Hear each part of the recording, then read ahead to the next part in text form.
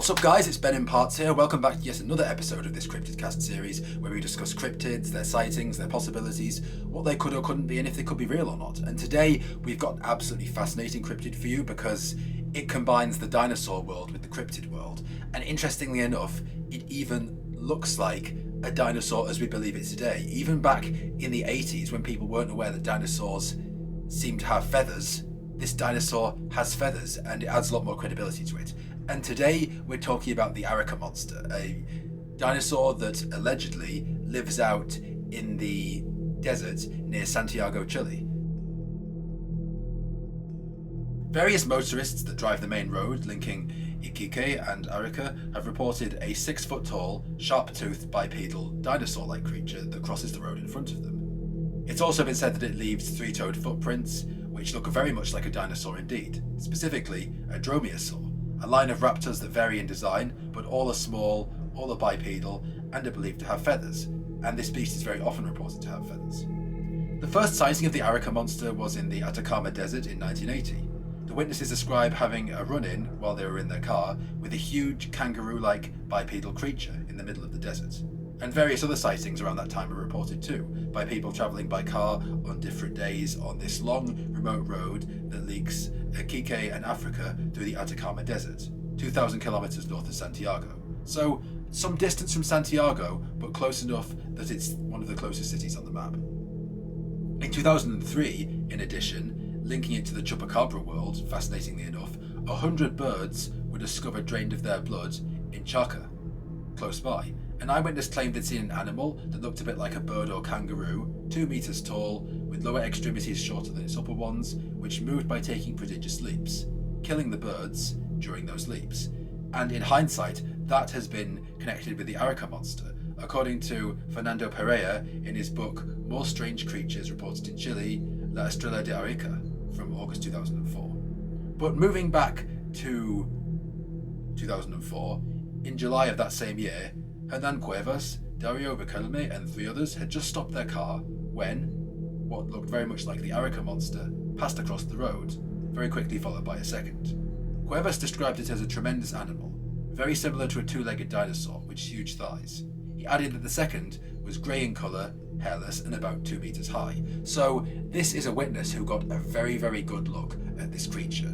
He described it as having 2 strong legs, standing bipedally and upright, much like a dromaeosaur, having a face like a dromaeosaur, a body like a dromaeosaur, having feathers. Again, very much like modern descriptions of what we believe to be dinosaurs today.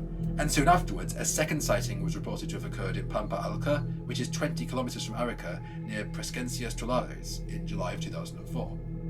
This time, 4 creatures were seen in this sighting, which occurred at approximately 9 at night, so the sun was presumably down, and it involved non-commissioned army officer Carlos Abed de la Torre, his wife Teresa, and their 3 children, and their 3-year-old nephew.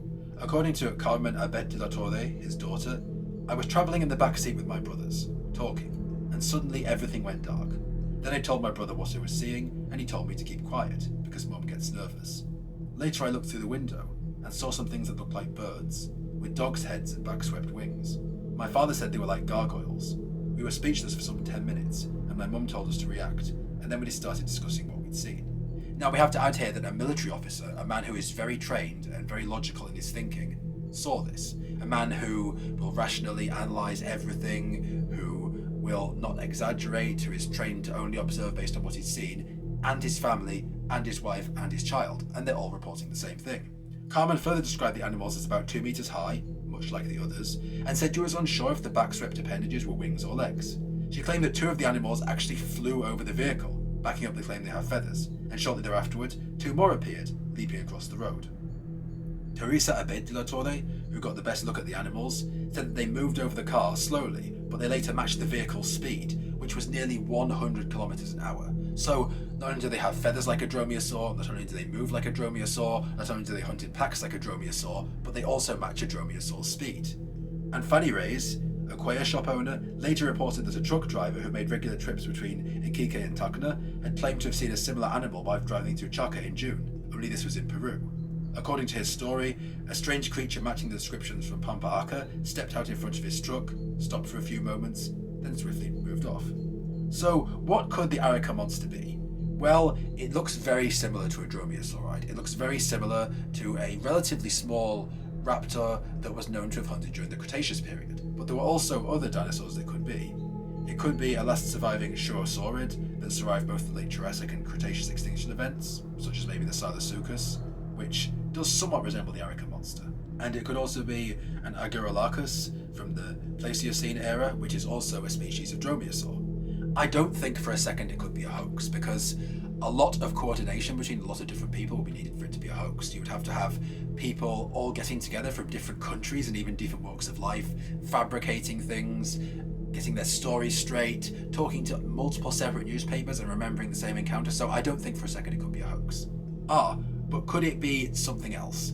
Well, there was a small ostrich farm owned by one Ricardo Arcanbia, which was located in the vicinity of the sightings, and some 200 ostriches are believed to have existed in the region. Arcanbia suggested that an escaped ostrich could give the wrong impression, especially if seen at night, and municipal veterinarian Alfredo Torda agreed that the descriptions could fit an ostrich.